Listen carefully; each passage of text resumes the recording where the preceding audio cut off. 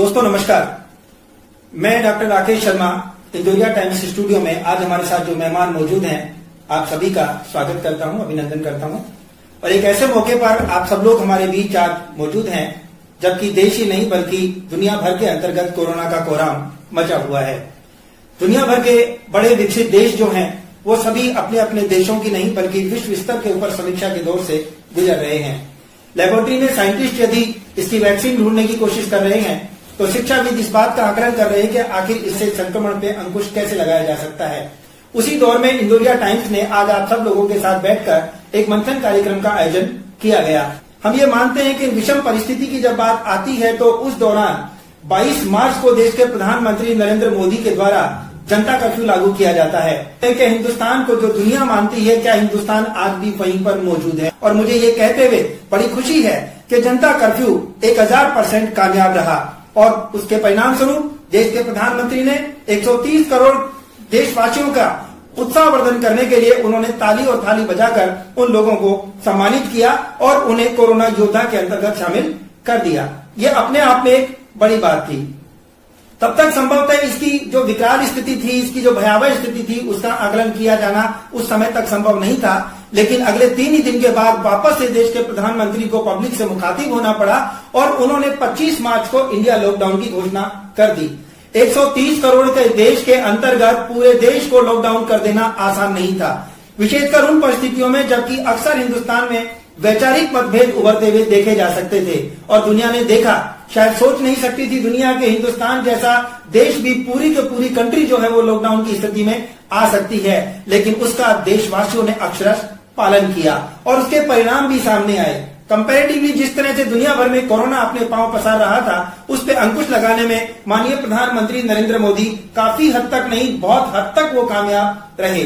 और जब उसके सकारात्मक परिणाम हमारे सामने आने लगे तो उन्होंने वापस से 19 दिन का लॉकडाउन जो था इंडिया लॉकडाउन था उसे 14 अप्रैल को वापस से उन्होंने बढ़ा दिया। और जैसे जैसे वक्त गुजरता रहा वैसे वैसे हौसला इकट्ठा होता रहा और देश की एकता और अखंडता के चलते हुए आज स्थिति वो आ गई कि हमें एक मॉडिफाइड लॉकडाउन के अंतर्गत कन्वर्ट होना पड़ा। यानी देश की इकोनॉमी को ध्यान में रखते हुए, आमजन की व्यवस्थाओं को ध्यान में रखते हुए, लोगों की सुख सुविधाओं को ध्यान में रखते हुए न केवल राष्ट्रीय स्तर के ऊपर एडवाइजरी जारी की गई बल्कि तमाम प्रदेशों के चीफ मिनिस्टर्स के साथ वीडियो कॉन्फ्रेंसिंग करके उन सभी को फेवर में लेते हुए उन्होंने आज राष्ट्रीय स्तर के ऊपर एक मॉडिफाइड लॉकडाउन को जो प्लान किया है वो अपने आप में काबिले तारीफ है। इन्हीं सब बातों का मंथन करने के लिए, चिंतन करने के लिए आज हम लोग यहाँ पर उपस्थित हुए हैं। आज हमारे साथ स्टूडियो में जो मौजूद है मेरे दाईं साइड बैठे हुए हैं लॉयंस क्लब अध्यक्ष कमल कांत गुप्ता जी जो लॉयंस क्लब अध्यक्ष हैं। तो मेरे बाईं साइड हैं यहाँ पर फिल्म स्टार और एक बैंक कर्मी भी रहे हैं आप। बहुत बार ऐसा होता है कि फिल्म बनाते वक्त आपने ऐसे सीन क्रिएट करे हैं, महामारी होती है, जलजला। अभी के साथ हमारे साथ बैठे हुए हैं अरविंद शरण बंसल जो महासचिव हैं स्थानीय भारत विकास परिषद इकाई के। कि जो मॉडिफाइड लॉकडाउन है तो हमारे साथ मौजूद है इस समय अजमेर से जो हमारे साथ जुड़ी हुई हैं वो हैं श्रीमती रागनी चतुर्वेदी जो कि प्रदेश उपाध्यक्ष हैं महिला कांग्रेस में। सब कुछ अपन सरकारों पे नहीं छोड़ सकते कुछ। तो जयपुर से हमारे साथ मौजूद है शुभा Chaturvedi wife of colonel Ashish Chaturvedi. आज की हालत को देखते हुए मुझे लगता है कि ये एक आवश्यकता भी है और ये सरकार की मजबूरी भी है। इससे कितने लोग जुड़े हुए हैं ये एक बहुत बड़ी बात है। साथ जुड़ गए हैं कोटपुरली पुलिस उपाधीक्षक दिनेश जी यादव जो बताएंगे कि पहले जनता कर्फ्यू, फिर उसके बाद में लॉकडाउन, फिर लॉकडाउन की अवधि बढ़ा दी जाती है और अब मॉडिफाइड लॉकडाउन के अंतर्गत किस तरह की व्यवस्थाएं सरकार के द्वारा की गई हैं। और लीजिए हमारे साथ बीडीएम हॉस्पिटल के पीएमओ डॉक्टर केएल मीना जुड़ गए हैं। ये बताएंगे कि पहले जनता कर्फ्यू, उसके बाद में लॉकडाउन, फिर लॉकडाउन की अवधि का बढ़ना और अब मॉडिफाइड लॉकडाउन आ गया है। लेकिन किस तरह से बीडीएम हॉस्पिटल से स्क्रीनिंग की संख्या घटती बढ़ती रही, फ्लक्चुएशन रहा, फिर एक कोरोना पॉजिटिव मिलता है, उसके संबंधियों को उठाया जाता है और लास्ट में आकर के उसके वो 20 के 20 लोग नेगेटिव आ जाता है। किस टीम वर्क से ये काम कर रहे हैं ये सारी बातें हम जानते हैं बीडीएम हॉस्पिटल के पीएमओ डॉक्टर केएल मीना से। इस दौर में जबकि हम आज मॉडिफाइड लॉकडाउन की समीक्षा करने के लिए यहाँ पर बैठे हुए हैं कि जनता कर्फ्यू के बाद भारत लॉकडाउन होता है, फिर भारत लॉकडाउन की अवधि बढ़ाई जाती है और आज आम जन की सुविधा को ध्यान में रखते हुए केंद्र और प्रदेश की सरकार ने मिलकर के एक साथ ये निर्णय लिया है कि हम एक मॉडिफाई लॉकडाउन की प्रक्रिया के दौर में महसूस करवाना चाहते हैं कि जान भी है और जहान भी है, दोनों की परवाह करते हुए ये कार्य किया जा रहा है। आप देख रहे हैं जिस तरह से स्पीकर हमारे साथ बैठे हुए हम लोगों से जुड़ रहे हैं। इसी क्रम में हमारे साथ इस समय जुड़े हैं कोटपुतली उपखंड अधिकारी नानूराम जी सैनी। इस कोरोना महामारी के देखते हुए भारत सरकार और राज्य सरकार द्वारा जितने भी दिशा निर्देश, एडवाइजरी और इसके समय समय पर वृद्धि और विभिन्न तरह की एडवाइजरी और जो भी डायरेक्शंस दिए जा रहे हैं वो इस बीमारी से निपटने के लिए ही दिए जा रहे हैं और ये जनित भी दिए जा रहे हैं। इस तरह का कोई मजबूरी नहीं है, ये एक ज़रूरी एहतियाती कदम है जो इस महामारी से लड़ने के लिए बहुत ज़रूरी है। देखिए, मॉडिफाइड लॉकडाउन को आम जन या कुछ लोग इस तरह से ले रहे हैं जैसे कि कोई छूट उन्हें मिल गई है, ऐसा कुछ नहीं है। मॉडिफाइड लॉकडाउन में जो मानव जीवन के लिए रोज़मर्रा और इसके काम में आने वाली चीज़ों के साथ साथ इन चीज़ों को तैयार करने वाली जो मध्यवर्ती प्रक्रियाएं हैं या जो सहायक प्रक्रियाएं हैं उनको भी चालू रखने के लिए ये एडवाइजरी जारी की गई है। से कवि कमल मनोहर, जैसा कि नाम है कमल और मनोहर, यानी आपकी सोच हमेशा से बड़ी इंसानी सोच का परिचय आप हमेशा देते रहे हैं। आप नेशनल इंटरनेशनल लेवल के कवि हैं। आपसे मैं ये जानना चाहता हूं कि जिस तरह से पहले जनता कर्फ्यू लागू किया गया, फिर उसके बाद में लॉकडाउन लागू किया गया 3 दिन बाद ही, फिर लॉकडाउन की अवधि बढ़ाई गई और आज एक आम व्यक्ति की जरूरतों को ध्यान में रखते हुए सरकार के द्वारा ये तय किया गया कि लोगों को थोड़ी सी रियायत मिलनी चाहिए। इसलिए अति आवश्यक कार्यों से कुछ लोग बाहर आना चाहें तो वो बाहर आ सकते। इंदौरिया टाइम के इस सार्थक प्रयास के लिए मैं आपको साधुवाद देता हूँ। आपने हमेशा जनमानस के विषयों को उठाया है और आम आदमी तक आपका जुड़ाव हुआ है, तो मैं आपकी इस पहल को भी एक साधुवाद देता हूँ। मैं आपसे निवेदन कर रहा हूँ कि इसके 3 चरण रहे जैसे आपने मुझे बताया। प्रथम चरण रहा जनता कर्फ्यू, उसके बाद लॉकडाउन फर्स्ट और दूसरा लॉकडाउन सेकेंड, और एक उसके बीच का लक्ष्मण रेखा जिसकी बार बार जिक्र हुई, ये 20 अप्रैल को है। ये बिल्कुल वैसे ही था जैसे कोरोना है। कोरोना के अंदर सबसे पहले संक्रमण देखा जाता है कि व्यक्ति संक्रमित कितना है। तो जो जनता कर्फ्यू था उसके अंदर हमारी जांच की गई कि क्या भारत तैयार है, और जनता कर्फ्यू के दौरान भारत ने ये बता दिया गांव, गली, चौराहे, कस्बों में कि वो इस महामारी से लड़ने के लिए प्रत्येक रूप में, प्रत्येक विषय में अपने प्रधानमंत्री के साथ और देश के संविधान के साथ खड़ा हुआ है। उसकी सफलता को देखते हुए लॉकडाउन फर्स्ट का आगाज हुआ। लॉकडाउन फर्स्ट में पूरे भारत ने सहयोग किया और उसी का परिणाम रहा कि भारत को WHO ने 100% नंबर दिए।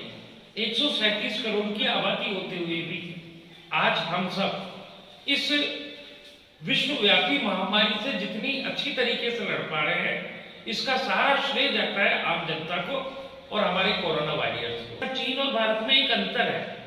चीन एक तानाशाह देश है सर, उसने मानवाधिकारों का ध्यान नहीं रखा।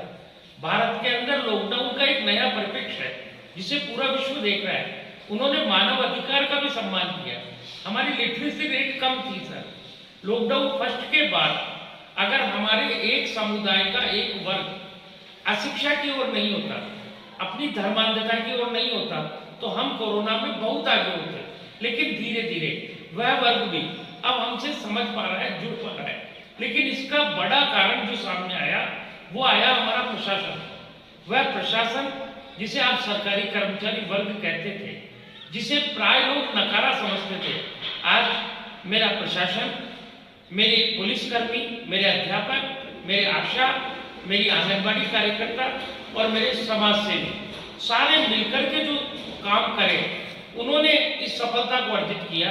और सबसे बड़ा काम रहा हमारा नेतृत्व, चाहे वो नेतृत्व केंद्र का रहे, चाहे वो नेतृत्व राज्य का रहा। उन्होंने जहां जहां निष्पक्षता से काम किया उसके सार्थक रिजल्ट आए। और डॉक्टर साहब, आप किसी भी देश की जब आप फोटो देखो, आज कोरोना को देखो, चाहे इटली को देखो, अमेरिका को देखो, चाहे आप जर्मन को देखो, फ्रांस को देखो, वहां कोरोना को लेकर के जो समुदाय है, जो समाज सेवी है, जिसके पास अपनी तनख्वाह नहीं है, वो भी सेवा भाव कर रहा है। ये केवल भारत के संस्कारों में है और भारत के संस्कारों ने आज ये परिलक्षित किया कि भारत निश्चित रूप से विश्व गुरुता की ओर भी बढ़ रहा है और कोरोना की महामारी से भी हम निजात पाएंगे। मैं प्रतीकों के कवि के रूप में जाना जाता हूँ। मैं विपदा के अंदर भी सुख ढूंढता हूँ। मैं अपनी एक नई रचना है कोरोना को, जिसे मैंने भगवान का करुणा अवतार माना है, क्योंकि कोरोना से जहाँ हमें नुकसान हुए हैं तो कुछ फायदे भी हुए हैं सर। आज हमारी प्रकृति, पर्यावरण और हमारा जो आपस में स्वच्छ रहने का जरिया बढ़ा है। आपको एक अद्भुत रचना मैं इंदौरिया टाइम्स के दर्शकों के साथ रखना चाहता हूँ और मुझे खुशी है कि मेरी इस वार्ता में प्रशासनिक अधिकारी, सेना के लोग सारे जुड़े हुए हैं। तो आप सब लोगों को भी ये पहली बार पढ़ रहा हूँ, इंदौरिया टाइम्स के दर्शकों के साथ शेयर कर रहा हूँ। आप ये हमेशा ध्यान रखें कि मैं हर मंच को नया देता हूँ। इंदौरिया टाइम्स के दर्शकों के लिए और मेरे साथी जो आज पैनल में उन सब के लिए समर्पित है। डॉक्टर साहब, आप भी आगे से देखें क्योंकि आप एक कवि हैं कि चुंबन, आलिंगन, हग, हैंडशेक, चुंबन, आलिंगन, हग, हैंडशेक सब बंद, सिर्फ नमस्कार। क्या कभी आपने सोचा था पूरा विश्व मानेगा, ये कर लेगा ये स्वीकार?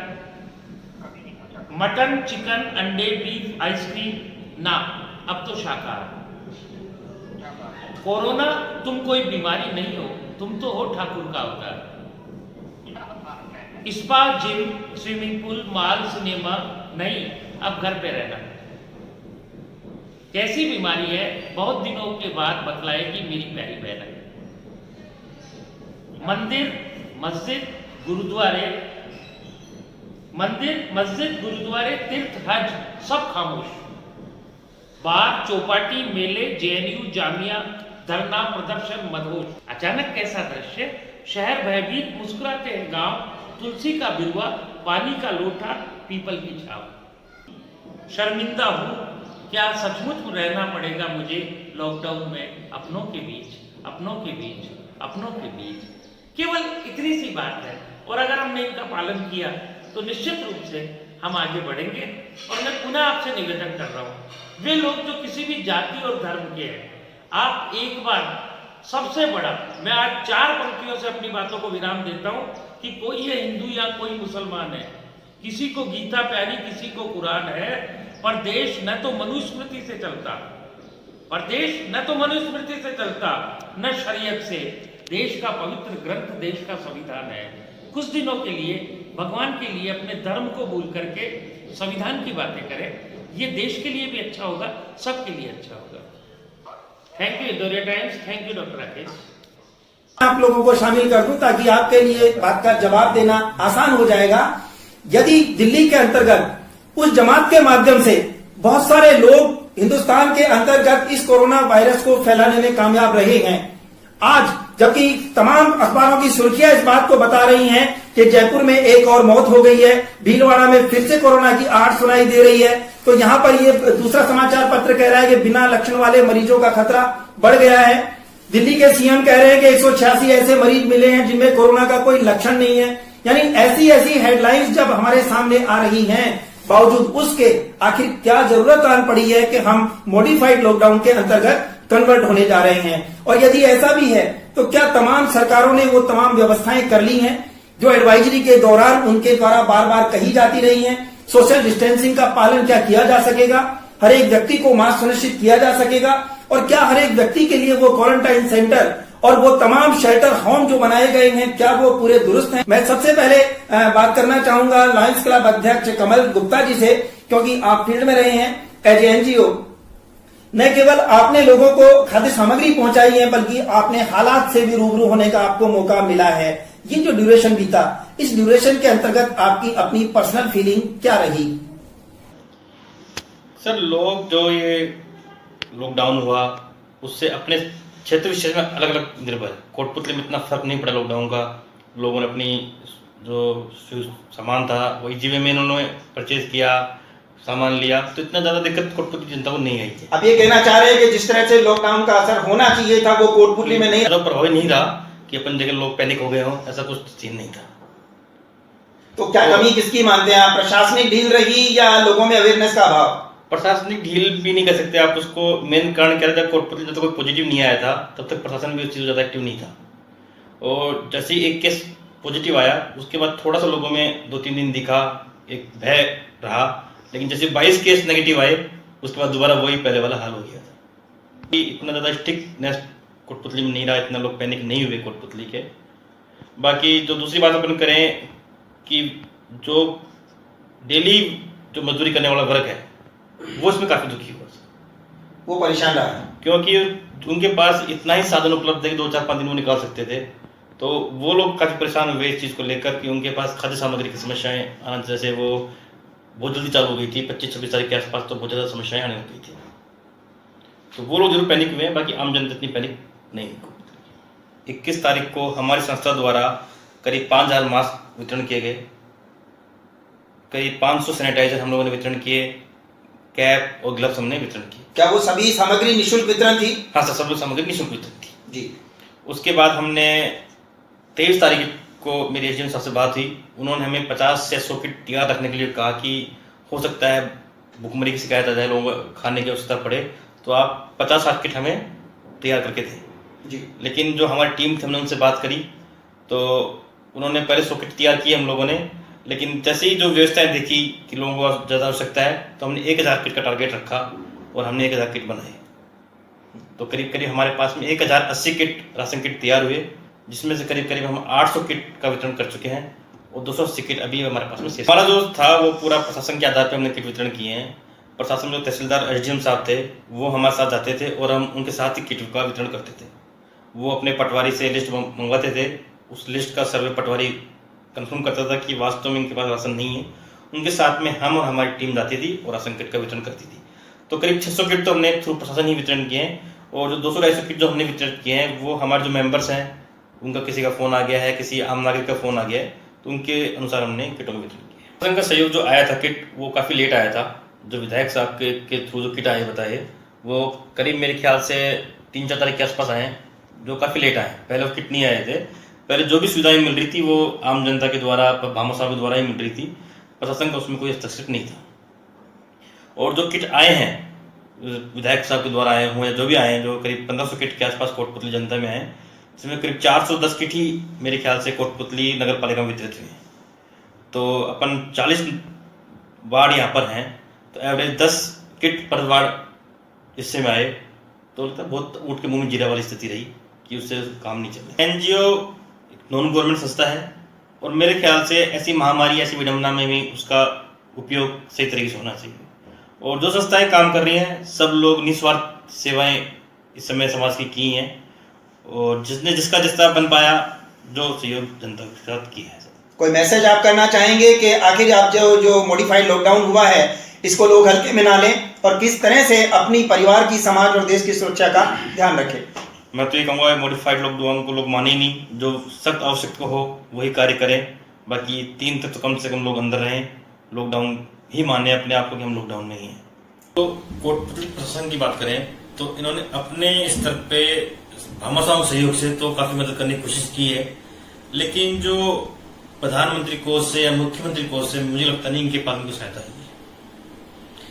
जो अपने तहसीलदार साहब काफ़ी एक्टिव हैं, एसडीएम साहब भी काफ़ी एक्टिव हैं, उन्होंने चाहे इंडस्ट्रियल एरिया हो उन लोगों से, इधर कोटपुतली के भामा से हैं उन लोगों से पैसा इकट्ठा करके लोगों को सुविधा में आने की काफ़ी हद तक कोशिश करी है, लेकिन ऊपरी स्तर पे इनको साधन प्राप्त नहीं हुए। और रही बात आज लॉकडाउन खुलने की, तो अभी उसके बाद केस बढ़ते हैं नहीं बढ़ते हैं उसके ऊपर डिपेंड करेगा। अगर केस बढ़ते हैं तो मुझे लगता नहीं कि लॉकडाउन कंटिन्यू रह पाएगा ये खुला हुआ। आपका धन्यवाद है। महिला कांग्रेस से श्रीमती रागनी चतुर्वेदी वो हमारे साथ जुड़ गई हैं, हम उनसे जानना चाहेंगे। रागनी जी, आप मेरी बात सुन पा रही हैं? हाँ, तो मैं आपसे ये जानना चाहता हूं इस समय सरकार आपकी है, आपसे बोले तो कांग्रेस की सरकार है प्रदेश में, और देश में इस समय जो मेन जो जिम्मेदारी ली हुई है वो माननीय नरेंद्र मोदी जी ने ली हुई है। इन परिस्थितियों में जबकि पहले जनता कर्फ्यू लागू किया जाता है, फिर उसके बाद में लॉकडाउन होता है, फिर लॉकडाउन की अवधि बढ़ाई जाती है और आज जो स्थितियां हैं वो बदल गई हैं और बदल करके मॉडिफाइड लॉकडाउन में कन्वर्ट हो गया है। यानी 20 अप्रैल 2020 2020 के ये बहुत सारे 3 गैप जो हमारे बीच में आ गए हैं, इसको लेकर के आप बताएं कि इस ड्यूरेशन में आप इस मॉडिफाइड लॉकडाउन को कितना सेफ मानती हैं?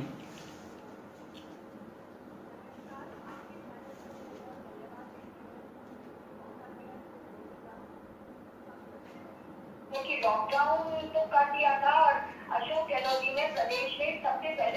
कर दिया था, वो ठीक है, लेकिन लॉकडाउन में अजमेर के तो हाल इतने बुरे हो गए थे कि प्रशासन ने स्टेप्स तो बहुत अच्छे उठाए, लेकिन जो फकीरों को रखा इधर उधर रिहायशी इलाके में, उनकी बहुत प्रॉब्लम हुई। वो भागे वहां से और तारागढ़ तक चल गए, फिर वहां से पुलिस प्रशासन हुई। रागिनी जी, मेरा एक सवाल आपसे और है यहाँ पर कि जिसे देखो वही व्यक्ति इस समय सीएम और पीएम फंड के अंतर्गत पैसा रिलीज करने में पीछे नहीं रह गया है।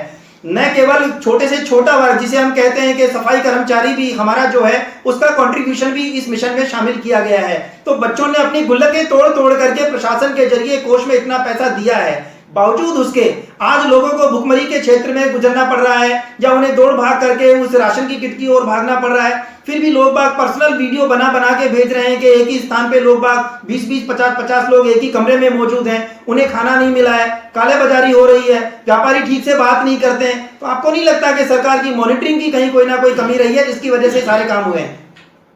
सब कुछ अपन सरकारों पे नहीं छोड़ सकते। कुछ जो भी राशन पानी आ रहा है वो नीचे तत्व पे लोगों को, पार्षदों के पास या उनके प्रतिनिधियों के पास आ रहा है, तो ये तो उनको सोचना चाहिए कि गरीबों का पैसा सही जगह पे सही टाइम पे पहुंच जाए। अब ये जो आप 50 लोगों की बात कर रहे हो वो भी बात सही है, वो मैं भी देख रही हूं कि वो मांग रहे हैं पैसा। अब इस पे मॉनिटरिंग बहुत जरूरी है और हर इलाके में एक प्रतिनिधित्व अपना छोड़ना चाहिए, रिप्रेजेंटेटिव, ताकि वो इस चीज को मॉनिटर करे और सरकार तक पहुंचाए कि उसके रिहायशी इलाके में वो पहुंच रहा है ठीक टाइम पे या नहीं। ये हमारा भी दायित्व बनता है। सारा चीज अब लोग सरकार चाहे किसी की भी हो वो अच्छे के लिए कर रही है, लेकिन नहीं, प्रदेश की टिप्पणी नहीं कर सकती, मैं नहीं कर रही हूं। लेकिन हाँ, हमारे प्रदेश के मुख्यमंत्री जी माननीय अशोक गहलोत जी जरूर कोशिश कर रहे हैं कि जो जो बच्चे या जो जो ये कार्यकर्ता या जो भी मिस्त्री हैं, जो भी वर्ग है, ये जहां जहां गरीब तत्व फंसा हुआ है वहां पे से उनको निकाला जाए और ला भी रहे हैं, ऐसा नहीं है कि नहीं ला रहे हैं। और बिहार में तो भैया बिहार की जनता और उनके बीच की बात है, लेकिन ये दुखदाई है, किसी की भी गवर्नमेंट हो उनका दायित्व आज ये है कि उनको ये प्रण ले लेना चाहिए कि हमें अपने लोगों को सुरक्षित रखने में सक्षम भी होना चाहिए। पैसा भी आ रहा है, लोग दे भी रहे हैं। मैं इस बात से बिल्कुल सहमत हूं कि सही समय पे सब कुछ पहुंचना चाहिए और पॉलिटिक्स बिल्कुल नहीं होना चाहिए। लेकिन प्रदेश में जो हालात हैं, प्रदेश में तो मैं नहीं सोचती कि कुछ ऐसा हो रहा है। जहां जहां थोड़ी बहुत प्रशासनिक कमियां रही हैं वो भी दूर की जा रही हैं, ऐसी कोई बात नहीं है। और मैं आपको धन्यवाद देती हूं कि आपने मुझे मौका दिया इस बात पे। Thank you. हमारे साथ अभी फोन पर जुड़ गए हैं डीवाईएसपी दिनेश कुमार यादव जी। वो बताएंगे हमें कि किस तरह से मॉडिफाइड लॉकडाउन के बाद लोगों के बीच में किस तरह का असर हुआ है, किस तरह की फीलिंग्स लोगों की बदली है। लॉकडाउन का क्या कुछ असर पब्लिक में हुआ है, क्या अभी वो एडवाइजरी बदली गई है या उसका कोई विशेष मैसेज है? देखिए, जो प्रथम लॉकडाउन 21 दिन का किया गया था 14 अप्रैल तक, उसमें सिर्फ आवश्यक जो सेवाएं थी, जैसे किराना की स्टोर की दुकानें हैं, मेडिकल की दुकानें हैं और ट्रांसपोर्ट के रूप में सब्जी का ट्रांसपोर्ट और किराना संबंधी ट्रांसपोर्ट, इसकी अनुमति थी।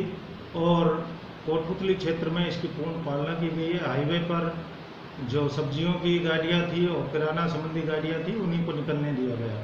अन्य गाड़ियों को बहुत कम, यहाँ पे स्थानीय प्रशासन द्वारा भी बहुत कम पास जारी किए और वही पास जारी किए जो वास्तव में बहुत ही ज़्यादा गंभीर बीमार था या कोई आवश्यक कार्य था, वही पास जारी किया गया। तो आपने भी देखा होगा कि प्रारंभिक 21 दिन का लॉकडाउन पूर्णतः सफल रहा। उसके बाद पुनः 3 मई तक जो लॉकडाउन बढ़ाया गया था, उसमें कल से मॉडिफाइड लॉकडाउन शुरू किया गया है, जिसमें कुछ और कृषि संबंधित जो दुकानें हैं, कृषि संबंधित जो व्हीकल्स हैं, ट्रैक्टर वगैरह, उनके स्पेयर पार्ट्स की दुकानें हैं, ढाबों को खोला गया है, पंचर की दुकानों को खोला गया है हाईवे पर।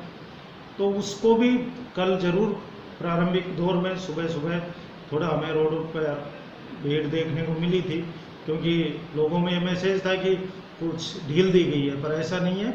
वो उसी का एक रूप है, सिर्फ कुछ दुकानों की अनुमति दी गई है खोलने की। तो हमने वापस शाम से पूर्णतः जब पहले जो लॉकडाउन की पालना हो रही थी उसी रूप में हम करवा रहे हैं। यादव साहब हमारे साथ मौजूद हैं लायंस क्लब के अध्यक्ष कमल गुप्ता जी। उनका ये कहना है कि कोटपुतली क्षेत्र में प्रशासन तब तक सक्रिय नजर नहीं आया था जब तक कि कोई कोरोना पॉजिटिव नहीं मिला था। जैसे ही कुजुता में कोरोना पॉजिटिव मिलता है उसके बाद में प्रशासन सख्त होता है, लोगों को समझ में आता है और उसके बाद में लोगों ने फिर से लीनियंसी के रूप में ले लिया है। क्या कहेंगे आप? नहीं, ऐसा नहीं है। प्रशासन लगातार उसी रूप में सख्त था। ये जरूर है कि जहाँ कोरोना पॉजिटिव आ जाता है तो स्पेशली एक कर्फ्यू जैसे हालात बन जाते हैं। कर्फ्यू जैसे हालात लगभग सामान्य रूप में नहीं होते क्योंकि लोगों को आवश्यक दवाइयाँ हैं और सब्जी वगैरह या अपने घर का सामान खरीदने के लिए कुछ लोग निकलते हैं, पर हमने काफ़ी सख्ती दिखाई है और बहुत ही ज़्यादा हमने बाइक जब्त की है, उनके चालान काटे हैं। इसके अलावा हमने जो लॉकडाउन का उल्लंघन करने वाले हैं उनके खिलाफ केस भी दर्ज किए हैं, 151 में भी बंद किया है। तो हम पूर्ण रूप से शुरू से ही बहुत कठोरता से इसकी पालना करा रहे हैं। ये अलग बात है, कुजोता में जब पॉजिटिव आया तो हमने 8 गाँवों को पूर्णतः सील कर दिया। वहाँ किसी को भी बाहर निकलने की और वहाँ से अंदर आने की अनुमति नहीं दी जा रही। तो वो एक अलग स्थिति है। जब कोरोना पॉजिटिव आ जाता है तो वो पूरा इलाका सील हो जाता है। वो सील की स्थिति हम अब नहीं कर सकते सामान्य स्थितियों में, तो वो थोड़ा अंतर आपको देखने को जरूर मिला होगा। कोटपुतली प्रशासन की टीम भावना की चर्चाएं हो रही हैं, बहुत ही काबिले तारीफ टीम वर्क हुआ है। एसडीएम साहब ने भी कल बताया कि जो किट वगैरह आई हैं कुछ भामाशाहों के सहयोग से मैनेज की गई है तो कुछ गवर्नमेंट की तरफ से आई है। उन सारी चीज़ों को ध्यान में रखते हुए अभी क्या पुलिस डिपार्टमेंट उस किट की जैसा कि डेमो वगैरह यदि आप दिखाना चाहेंगे तो पता लगेगा कि क्या उस किट के बेनिफिट हैं और किस तरह से लोगों के बीच में आप लोग जाने वाले हैं। जरूर, अभी हमारे जवान दिखाएंगे आपको। उसका मुख्य उद्देश्य ये है कि वैसे तो डॉक्टर्स को ज़्यादा ज़रूरी है, पर कई बार ऐसे इमरजेंसी सिचुएशन में जब कोई ऐसा कोरोना पॉजिटिव मरीज मिलता है और वो या तो हॉस्पिटल से भाग जाता है या फिर उसे घर से लाना हो, और कई बार मना करने की वो इमरजेंसी सिचुएशन के लिए हमने मंगाई रखी है कि यदि ऐसा होता है तो चूँकि पुलिस ही उसको पकड़ कर लाएगी, तो उसके लिए हमारे जवानों के पास भी सुरक्षा के वो उपकरण होने चाहिए।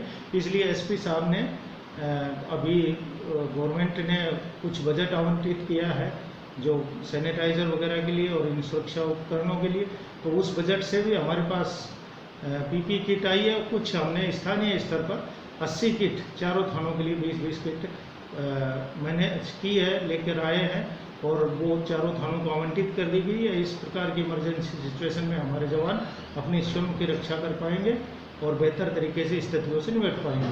बेशक आमजन को राहत पहुंचाए जाने के उद्देश्य से मॉडिफाइड लॉकडाउन को प्लान किया गया है। क्या आपको लगता है खतरा टल गया? नहीं, इसको मॉडिफाइड लॉकडाउन को आप ये नहीं कह सकते कि लोग घरों से बाहर निकले।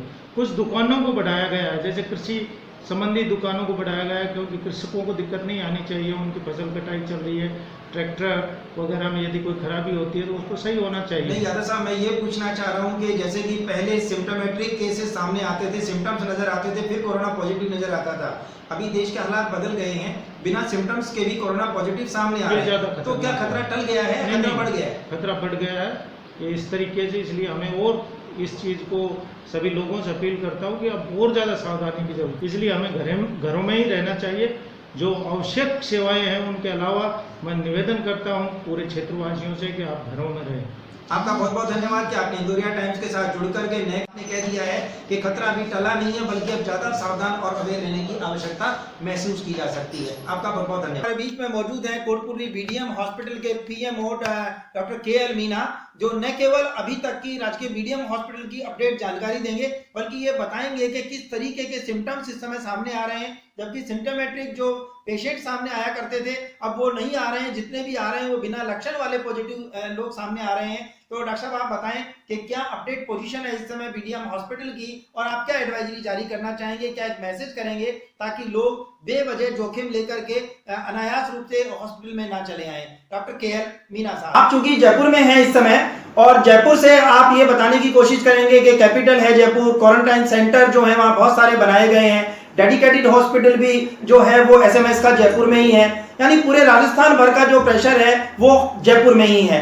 आपको क्या लगता है, पहले जनता कर्फ्यू, फिर उसके बाद में इंडिया लॉकडाउन, फिर इंडिया लॉकडाउन की अवधि का बढ़ जाना और आज मॉडिफाइड लॉकडाउन में कन्वर्ट हो जाना, आपको क्या लगता है क्या किसी सरकार की ये आवश्यकता है या उसकी मजबूरी है? आप क्या कहना? आज की हालत को देखते हुए मुझे लगता है कि ये एक आवश्यकता भी है और ये सरकार की मजबूरी भी है, क्योंकि अगर सरकार इतने उचित कदम नहीं उठाएगी तो हमारे जो देश की इकोनॉमी है वो डे बाय डे नीचे चली जाती जा रही है। आज के जो उन्होंने मॉडिफाइड लॉकडाउन में जो उन्होंने 24 जिले जो डिक्लेयर किए हैं वो इस बेसिस पे किए हैं कि जिसमें 14 दिन से एक भी पॉजिटिव केस नहीं आ पा रहा है। तो बेसिकली हमें सबसे पहले ये जानना होगा कि मॉडिफाइड लॉकडाउन का मतलब क्या होता है। बेसिकली मॉडिफाइड लॉकडाउन का मतलब ये है कि जिन जिलों में अभी तक कोई भी पॉजिटिव केस नहीं पाया गया है पिछले 14 दिनों से, उसमें आज की डेट में वो लोग जो भी बाहर से लोग बाग आएंगे, जो फ्यूजिटिव एक्टिविटीज होंगी, वो लोग सबसे पहले उसको स्टॉप करेंगे। आज के समय में लॉकडाउन और मॉडिफाइड लॉकडाउन दोनों ही बहुत आवश्यक साबित हो रहे हैं, क्योंकि लॉकडाउन में जो 21 दिन का इन्होंने जो लॉकडाउन किया था उसके पीछे एक साइंटिफिक रीजन भी था, जो कि हमें सभी न्यूज़ चैनलों पे समझाया गया था और वो काफ़ी हद तक हमारे लिए सहयोगी भी रहा है।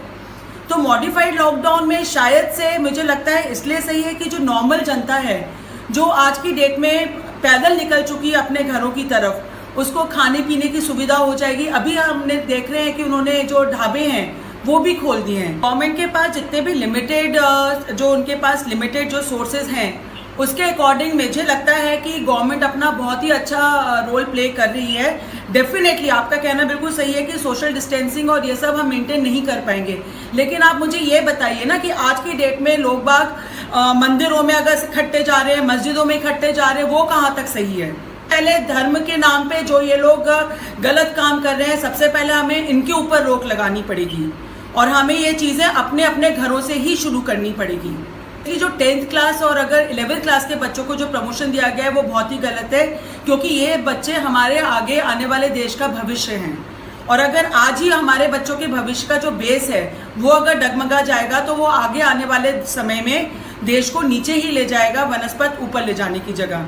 लेकिन इस समय इन हालातों को देखकर बच्चे की पढ़ाई में कुछ भी प्रॉब्लम नहीं है। एटलीस्ट बच्चा आज की डेट में 5 से 6 घंटे ऑक्यूपाइड है, वरना आज के उससे पहले जब तक ये ऑनलाइन क्लासेस शुरू नहीं हुई थी, बच्चा टीवी के सामने बैठा है, फोन पे बैठा हुआ है, अपना सुबह आराम से सो के उठ रहा है, उसका कोई रूटीन नहीं था। मुझे जहाँ तक लगता है ये सिर्फ बच्चे का दिमाग एकदम दूसरी जगह पे डिस्ट्रैक्ट नहीं हो, इसको मद्देनजर रखते हुए उन्होंने ऑनलाइन क्लासेस शुरू की हैं। और जब ये लॉकडाउन हटेगा और जब चीज़ें हमारी देश की जब कंट्रोल में आएंगी तो मुझे लगता है कि एक नए स्तर पे शायद से हो सकता है कि सिलेबस बच्चे के लिए थोड़ा सा कम कर दिया जाए, क्योंकि काफ़ी चीज़ें होती है किताब में कि जो हर एक चीज़ जो इम्पोर्टेंट नहीं होती, हो सकता है उन चैप्टर्स को कम करके वो लोग बच्चे को दोबारा से नॉर्मल लाइफ में लाने का प्रयत्न करें।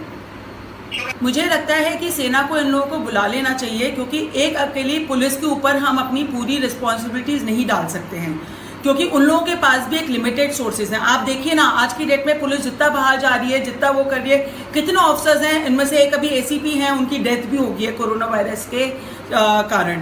तो मुझे लगता है कि जितने लोग होंगे उतनी हम अच्छे से सख्ती बरत सकते हैं, क्योंकि देश में अभी भी वो ऐसे लोग भरे पड़े हैं जो इस चीज़ को सीरियसली नहीं ले रहे हैं। हमारे देश में जो सिम्टम्स हैं कोरोना के, सबसे वर्स्ट पॉइंट ये है कि हमें पता ही नहीं चलता है 12 से 15 दिन तक कि हमें कोरोना वायरस है कि नहीं है। दूसरी चीज़, मुझे जहाँ तक लगता है कि अगर हम कंपेयर करें अपने देश को अमेरिका से, तो अमेरिका हमारे सामने एक बहुत ही स्ट्रॉन्ग कंट्री थी, लेकिन उन्होंने सिर्फ अपनी इकोनॉमी को ध्यान रखते हुए उन्होंने लॉकडाउन नहीं किया और उन्होंने अपने सारी जो सर्विसेज हैं, चाहे सेना ले लीजिए, आप पुलिस ले लीजिए, और डॉक्टरी जो मेडिकल सर्विसेज उन्होंने पूरी अपनी ओपन रख रखी हैं। मेरे ख्याल से कि हमें अभी अपनी सेना को इसमें इन्वॉल्व कर लेना चाहिए। जितने लोग होंगे, जितने हाथ होंगे, उतनी जल्दी हम अपने इस जो महामारी फैली हुई है उस पर नियंत्रित पा सकते। आई थिंक मुझे जो लगता है कि इन्होंने BSF को इन्वॉल्व करना शुरू कर दिया है, जो कि आज ही मैंने न्यूज़ में देखा था कि वो लोग BSF के जो सेनानी हैं वो उतर के आए हैं अभी ग्राउंड पे, और बहुत जल्द अगर ये जनता नहीं मानेगी, अगर लोग बाग नहीं सुधरेंगे, तो सेना को भी अपना सहयोग देना ही पड़ेगा इस समस्या से लड़ने के लिए। हमें अगर ये मौका मिला है कि हमें ये मॉडिफाइड लॉकडाउन का अगर हमें मौका मिला है, तो मेरी सभी नागरिकों से सिर्फ यही प्रार्थना है कि इस मॉडिफाइड लॉकडाउन को ये ना समझें कि वो बिल्कुल ही फ्री हो चुके हैं, कि या उनको अब कोरोना वायरस नहीं हो सकता है, या वो बिल्कुल ऐसी जगह पे रह रहे हैं जो कोरोना से मुक्त है। अपने जो गाइडलाइंस दी गई है सरकार ने कि अपना मास्क पहने, हाथों को बार बार धोते रहें, सैनिटाइजर यूज करें और सोशल डिस्टेंसिंग को मेंटेन करके चलें। भारत विकास परिषद के महासचिव हमारे साथ मौजूद हैं अरविंद शरण बंसल। अरविंद जी, आप इस वार्ता का हिस्सा हैं, काफी देर से विभिन्न वक्ताओं को भी आप सुन रहे हैं, वो सारी बातें आप पे भी लागू होती हैं। मैं ये जानना चाहता हूं आपसे कि इस लॉकडाउन के दौरान जो भी स्थितियां रही उसको एज ए एनजीओ आपने किस तरह से हैंडल किया, कब से आपने अपने ये जो रसद सामग्री वगैरह का जो सामाजिक कार्य है इसको अंजाम दिया, कितने पैकेट आपने अब तक वितरित किए और वितरण करने का आधार क्या रहा, और आपका टारगेट यदि कोई है तो वो क्या टारगेट है, कब तक चालू रहने वाला है। अरविंद शरण बंसल, महासचिव भारत विकास परिषद। भारत विकास परिषद की कोटपुतली इकाई ने 25 मार्च को अपना कार्यक्रम चालू किया और अनवरत ये आज तक चालू है। अभी तक लगभग 700 किट हमने जरूरतमंद व्यक्ति तक पहुंचाए हैं। इसकी पहचान के लिए हमने कार्यकर्ता को घर से बाहर ना निकल करके और अपने कार्य क्षेत्र में रह करके उसको जानकारी इकट्ठा करने के लिए कहा था। मुश्किल से हमारे 5-6 कार्यकर्ता जो पैकिंग का कार्यक्रम करते थे और उसके अलावा उसको जरूरतमंद व्यक्ति तक पहुंचाने का काम करते थे। हमने एक वैन बनाई हुई थी जिसपे हमारा भारत विकास परिषद का लोगो लगा हुआ था। जब हमारी वैन वहां पर जाती थी, हम पहले से ही वहां पर ये हिदायत दे देते थे कि जहां पर हम जाएंगे वहां पर सभी व्यक्ति संयमित रह करके अपने अपने किट अपने स्थान से उठाएंगे, वैन से उठाएंगे और निर्धारित जो मापदंड है, सरकारी मापदंड है, उनका पालन करेंगे। अभी तक हमने लगभग 700 किट बांट दिए हैं और हमारे पास 300 किट लगभग तैयार है। तो अभी 300 किट है, वही आप बांटेंगे या ये परिस्थितियां विषम होती हैं तो आप इसको आगे भी बढ़ा सकते हैं? जैसी जैसी परिस्थितियां हमारे सामने आएंगी उसी प्रकार से भारत विकास परिषद। व्यापारी होने के नाते हम ये अवलोकन करते हैं, कई व्यक्ति इस प्रकार से थे जो कभी 10 रुपए की मिर्च लेके आते थे, कभी 10 रुपए की चीनी लेके आते थे। हमने उन व्यक्तियों को भी तलाशा है कि व्यक्ति जाकर के और अपना सामान जो 10 रुपए की चीनी, 10 रुपए का सामान, 10 रुपए का आटा कुछ भी लेके आते थे, उन व्यक्तियों तक पहुंचने की कोशिश की है। क्योंकि लॉकडाउन के बाद में उनकी 10 रुपए की आमद, 20 रुपए की आमद जो थी वो बंद हो गई और दैनिक जो जरूरत थी वो आपूर्ति बंद हो गई। हमने इस प्रकार की जब समाज सेवा का जब हम जिम्मा लेके चलते हैं तो निश्चित रूप से इस प्रकार की परेशानी हमें देखने को मिलती है, परंतु विशेष तौर से परिवार का सहयोग हमारे साथ में रहा और प्रशासन का सहयोग भी विशेष तौर से हमें मिला। हमारी जो कमियां थी हमें बताई गई और हमारे द्वारा जो काम किया जाना था उसको प्रेरित किया। मॉडिफाइड लॉकडाउन है, इसका उपयोग वो व्यक्ति करे जो जरूरतमंद हो और साथ में जब वो घर से निकले तो एक इस प्रकार की छोटी डायरी जेब में लेकर के निकले। जिस भी प्रकार के व्यक्ति से वो मिले उसका नाम नोट करें, जगह का नाम नोट करें, ताकि उसकी ट्रैवल हिस्ट्री उसके जेब में मौजूद रहे। जब कभी वो परेशानी में आए, चाहे वह इन्फेक्टेड हो और चाहे नहीं हो, उसको अपनी जो हिस्ट्री है वो हमेशा रिकॉर्ड में रखनी चाहिए। इस प्रकार की डायरी में उसको मेंटेन करना चाहिए। यहाँ पर फिल्म स्टार बॉलीवुड से जुड़े हुए बाबूलाल जी मीना, जिनका एक और भी यदि कैडर हम कहें तो आप बैंकिंग सर्विस से भी जुड़े रहे हैं। मैं आपसे ये जानना चाहूंगा कि बहुत बार ऐसा होता है कि फिल्म बनाते वक्त आपने ऐसे सीन क्रिएट करे हैं, महामारी होती है, जलजला आता है और उसके अंतर्गत ही कोई मसीहा पैदा होता है और वो सब लोगों के लिए कोई ना कोई कार्य करता है, बैकड्रॉप म्यूजिक के साथ वो आता है। यहाँ तो सारी लाइफ का एक रियल शो है, ऐसा शो जल्दी से नहीं आना चाहिए, किसी भी फिल्मकार को भी ऐसा शॉट नहीं चाहिए जहां तक मैं समझता हूं। तो आप बताइए, जनता कर्फ्यू, इंडिया लॉकडाउन और मॉडिफाइड लॉकडाउन के बीच का जो कार्यकाल है, ये जो ड्यूरेशन है, इस ड्यूरेशन को आपने किस तरीके से भोगा है, क्या आपकी फीलिंग? देखिए राकेश जी, हमारे माननीय प्रधानमंत्री जी ने जनता कर्फ्यू, फिर उसके बाद में लॉकडाउन और फिर दोबारा लॉकडाउन और आज थोड़ी सी ढील देके जो स्टेप उठाए हैं, वो समय और परिस्थितियों को मद्देनजर रखते हुए अपने मंत्रिमंडल से राय लेकर, डॉक्टर्स की सलाह लेकर के और आम जन के भले को और इकोनॉमी को ध्यान में रखते हुए किया है। शुरू में जो जनता कर्फ्यू जहां तक उन्होंने लगाया, जहां तक मेरा ख्याल है और मैं समझता हूं, उन्होंने जनता को अपने स्तर पर इनिशियल स्टेज पर जांच करने का प्रयास किया और उसके बाद उनके पास जो अपने मंत्रिमंडल और डॉक्टर्स वगैरह की राय आई है, विश्व स्तर पर उन्होंने जो हालात देखे हैं उसको देखते हुए उन्होंने लॉकडाउन किया, जो हमारे देश को आज तुलनात्मक रूप से यदि दूसरे देशों से हम तुलना करते हैं तो हमारा देश काफी अच्छी पोजीशन में है। उसके बाद उन्होंने फिर मंथन किया और विश्व स्तर की सारी परिस्थितियों को मद्देनजर रखते हुए वापस उन्होंने लॉकडाउन किया 19 दिन के लिए। और आज जब स्थिति कंट्रोल हो रही थी और ये देखा गया कि जो संक्रमण दिल्ली की हालात से पनपा है ज्यादा, देखिए आज भी न्यूज़पेपर्स में है, कल भी था, कि परसेंटेज जो बढ़ा है चारों तरफ देश में, वो उन जमातियों की वजह से बढ़ा है, क्योंकि वो देश में चारों तरफ घूम गए। और ऐसी परिस्थितियों में हिम्मत का परिचय दिया है माननीय मोदी जी ने कि एक बीमारी से डरकर हम अर्थव्यवस्था के, लेकिन हालात ये चल रहे हैं आज के दिन। नहीं, आप टोटल उन हालातों में नहीं जाएंगे, आप ये बताएंगे कि ये जो अभी मॉडिफाइड जो लॉकडाउन शुरू हुआ है जी, ये देश की आवश्यकता है या सरकार की मजबूरी? इसका जवाब दें आप। देखिए ये देश की आवश्यकता है, सरकार की मजबूरी नहीं है। इसमें देश की आवश्यकता है। देश की आवश्यकता इसलिए है कि आप ये देखिए, फसल कटाई का समय खत्म हो रहा है, किसानों के पॉइंट ऑफ व्यू से आप देखें, नई फसल बोने का भी उनके लिए समय आ रहा है, आगे उनको कोई समय ही नहीं मिलेगा।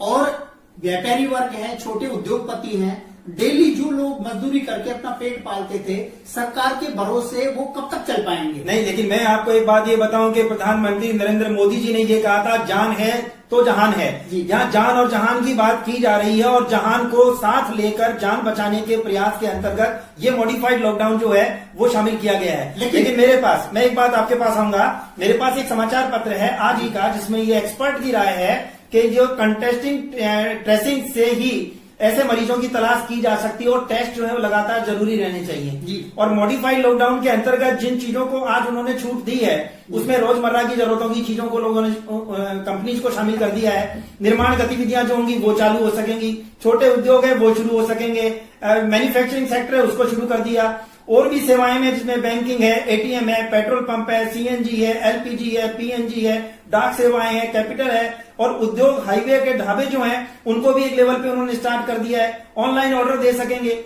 यानी एक सोचने वाली बात यह है कि बजाय इसके कि मैं ये लंबी फहरिस्त जो मेरे पास है इसको पढ़ूं, इससे अच्छा ये क्यों नहीं कह दिया जाए केवल इन 4 लोगों को छोड़ के बाकी सबको छोड़ दिया है। ये भी तो संभव है। जब आप जमाती की बात कर रहे हैं कि जमातियों की वजह से पूरे देश में संक्रमण फैला है, और आज ये पेपर भी ये कह रहे हैं, टीवी चैनल की हेडलाइन ये बात कह रही है कि संक्रमण फैलने के लिए ना जाति है, ना धर्म है, ना संप्रदाय है और ना ही परिस्थिति विशेष है। जब लक्षण भी नहीं डिक्लेयर हो रहे हैं, ऐसी स्थिति में कैसे आइडेंटिफाई करेंगे कि आप सुरक्षित हैं? जब आप जहान की बात कर रहे हैं, इकोनॉमी की बात कर रहे हैं, भूखों मरने की स्थिति है, उसके लिए सरकार के फंड में पैसा है। और ये हम अर्थव्यवस्था के साथ आघात नहीं कर सकते। एट फर्स्ट हमें कुछ स्टेप तो ऐसे लेने ही पड़ेंगे कि हमारी अर्थव्यवस्था चरमरा ना जाए। आज आप देखिए, अभी लायंस क्लब के श्रीमान जी बोल रहे थे, उन्होंने जो जनसेवा की है वो बहुत ही सराहनीय है और होनी भी चाहिए, मानवता यही कहती है। लेकिन आप ये देखिए कि इस पीरियड में आज जो गरीब तबके के व्यक्ति हैं, जिनके पास, जैसा उन्होंने कहा कि एक एक 2-2 दिन का बड़ी मुश्किल से राशन था, और बाद में लोगों ने हेल्प करना स्टार्ट किया है। प्रधानमंत्री राहत कोष में भी पैसा जा रहा है, मुख्यमंत्री जी के राहत कोष में भी जा रहा है पैसा। जिस किसी, यदि दिल्ली के अंतर्गत उस जमात के माध्यम से बहुत सारे लोग हिंदुस्तान के अंतर्गत इस कोरोना वायरस को फैलाने में कामयाब रहे हैं, आज जबकि तमाम अखबारों की सुर्खियां इस बात को बता रही हैं कि जयपुर में एक और मौत हो गई है, भीलवाड़ा में फिर से कोरोना की आहट सुनाई दे रही है, तो यहां पर ये दूसरा समाचार पत्र कह रहा है कि बिना लक्षण वाले मरीजों का खतरा बढ़ गया है। दिल्ली के सीएम कह रहे हैं कि 186 ऐसे मरीज मिले हैं जिनमें कोरोना का कोई लक्षण नहीं है। यानी ऐसी हेडलाइंस जब हमारे सामने आ रही हैं, बावजूद उसके आखिर क्या जरूरत आन पड़ी है कि हम मॉडिफाइड लॉकडाउन के अंतर्गत कन्वर्ट होने जा रहे हैं? और यदि ऐसा भी है तो क्या तमाम सरकारों ने वो तमाम व्यवस्थाएं कर ली हैं जो एडवाइजरी के दौरान उनके द्वारा बार बार कही जाती रही हैं? सोशल डिस्टेंसिंग का पालन क्या किया जा सकेगा? हर एक व्यक्ति को मास्क सुनिश्चित किया जा सकेगा? और क्या हर एक व्यक्ति के लिए वो क्वारंटाइन सेंटर और वो तमाम शेल्टर होम जो बनाए गए हैं, क्या वो पूरे दुरुस्त हैं? आज एक अपील आप लोगों से करना चाहता हूं, जो कि मेरे साथ अभी वक्ता के रूप में आप लोग मौजूद हैं। मैं इन सारी स्थितियों को ध्यान में रखते हुए, जो अभी आपने भी, कमल जी ने भी बताया, अरविंद जी ने भी बताया, बाबूलाल जी ने बताया, और बाहर से जो महिला शख्सियत और बाकी के लोग जो जुड़े, उन सभी लोगों ने देश की वर्तमान स्थिति की समीक्षा करते हुए आज के इस मंथन कार्यक्रम के अंतर्गत अपना योगदान दिया। मैं ये मानता हूं कि आपदा हो या महामारी, हर उस संकट की घड़ी में हर हिंदुस्तानी अपने जज्बे का परिचय हमेशा देता रहा है। चाहे वो बच्चों के द्वारा अपना गुल्लक तोड़कर दी गई राशि हो, चाहे वो सफाई कर्मचारी से लेकर के और एक टाटा बिरला या आईएएस आईपीएस ऑफिसर रैंक के व्यक्ति हो, चाहे वो एमएलए एमपी और प्रधानमंत्री द्वारा अपनी सैलरी काटकर कोष में जमा की गई राशि हो, इन सब के बावजूद ये सवाल हमेशा खड़ा रहा है कि जरूरतमंद व्यक्ति तक हमेशा वो चीज प्रॉपर नहीं पहुंच पाती। जो भी प्रयास हमारे द्वारा किए जाते हैं वो आखिर उस लेवल पर सफल नहीं हो पाते जिसकी की अपेक्षाएं की जाती हैं। इन सारी बातों को इंदौरिया टाइम्स ने समीक्षा के दौर में डालकर इस बात को महसूस किया है कि बजाय इसके कि हम सारी चीजें, सारी नदियों का पानी एक समुद्र में यदि डाल देंगे तो समुद्र की गहराई बढ़े या ना बढ़े, उसका फैलाव इतना फैल जाएगा कि आसपास के तट पर बसे हुए लोगों को भी परेशानी होना स्वाभाविक हो जाएगा। क्यों ना हम लोग उस यूनिट के रूप में ही अपने अपने पर्टिकुलर क्षेत्र की जिम्मेदारी सुनिश्चित करें। मैं doctor Rakesh Sharma, director Indoria times, Indoria समाचार जगत और इंदौरिया शिक्षण प्रशिक्षण संस्थान की ओर से आप सभी लोगों से यह सुझाव आमंत्रित करता हूं कि यदि हम सभी लोग यूनाइटेड कोटपुतली नाम का एक फंड बनाएं, यूनाइटेड कोटपुतली नाम का हम एक अकाउंट मेंटेन करें, उस अकाउंट को ज्वाइंट अकाउंट हम मेंटेन करें और उस ज्वाइंट अकाउंट के अंतर्गत जो क्षेत्र के आला अधिकारी हैं, चाहे वो एडीएम है या एसडीएम है, एक प्रशासनिक अधिकारी, एक जनप्रतिनिधि और तमाम वो संस्थाएं जो उसमें डोनेट करेंगी, वो सभी उसके मेंबर बने। यदि हमने एक ऐसा आपदा कोष बना लिया अपनी यूनाइटेड कोटपुतली के लिए, जिसका खर्च कैसे होगा, उसका निर्धारण कैसे किया जाएगा, उन सभी लोगों को बुलाकर एक साथ पूरे क्षेत्र की मॉनिटरिंग करते हुए यदि हम उसे डिस्ट्रीब्यूट करवाते हैं, जिसके अंतर्गत प्रशासन का व्यक्ति होगा, जनप्रतिनिधि होगा, एनजीओ होगा, यानी हर वो व्यक्ति होगा जो व्यक्ति ये चाहेगा कि उसके क्षेत्र में कोई भी व्यक्ति भूखा ना सोए, कोई भी व्यक्ति परेशान ना हो, हर व्यक्ति के घर में चूल्हा बराबर जलता रहे। यदि ऐसी स्थितियां हम सामने लाते हैं तो क्या यूनाइटेड कोटपुतली का वो सपना जो इंदौरिया टाइम्स ने देख लिया है, क्या वो साकार हो सकता है? मैं सबसे पहले पूछना चाहूंगा बाबूलाल मीना से। राकेश जी, आपने बहुत बड़ा ऑफर दिया है और इस बहुत बड़े ऑफर का मैं स्वागत करते हुए, सहमति जताते हुए अपनी तरफ से इसी में एक बड़ा ऑफर जोड़ता हूं। मेरी हिंदी फिल्म ताबीज द पावर को यदि ऐसा अकाउंट खुलता है तो मैं उस अकाउंट के हवाले करूंगा और उसको YouTube पे आप रिलीज करके उसकी 50% बहुत धन्यवाद। लेकिन मैं ये जानना चाहता हूं, क्या यूनाइटेड कोटपुतली के इस सामूहिक ज्वाइंट अकाउंट के माध्यम से क्या हम बेहतर सर्विसेज अपने क्षेत्र के लोगों को दे पाएंगे? कोई डाउट ही नहीं है, क्योंकि यहाँ प्रशासनिक अधिकारी उसके हेड होंगे, समाज के कुछ गणमान्य व्यक्ति जिसे समाज चुनेगा वो होंगे और उनकी देखरेख में गलत व्यक्तियों तक कोई चीज पहुंचेगी नहीं। और जो वाजिब व्यक्ति है, जिसको वास्तव में जरूरत है, जैसे अभी श्रीमान ने कहा कि कई लोग ऐसे भी हैं जिनके पास में कई जगह से किट आ रहे हैं और इकट्ठे हो रहे हैं। ये बहुत कई लोग, जैसे सरपंच के चुनाव हमारे यहाँ कई पंचायतों में बाकी थे, तो कई लोग ऐसे भी थे जो चुनावों के लालच में गरीबों को जाकर के वोट के लालच में उन्होंने जाके हेल्प की है।